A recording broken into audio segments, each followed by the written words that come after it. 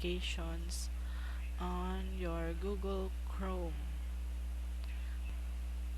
Open your browser, go to Google,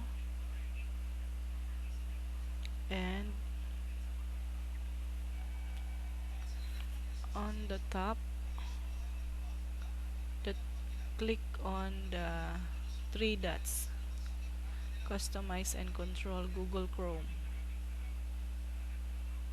Scroll down and go to settings.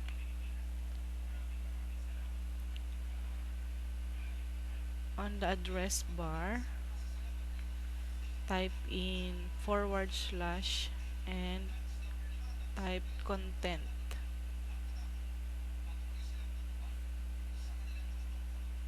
And press enter.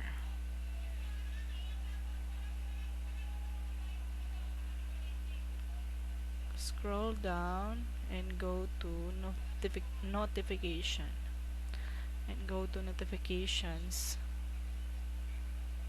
You can select here the first one. You can block all. Sites can ask to send notifications.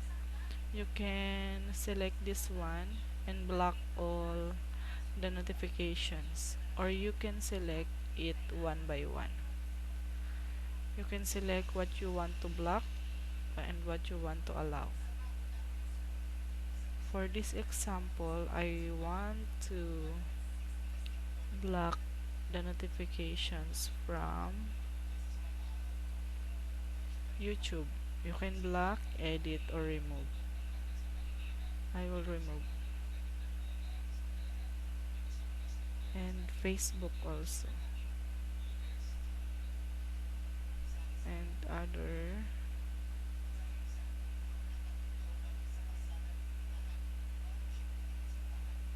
That's it. If you like this video, please click like and subscribe to my channel for more videos.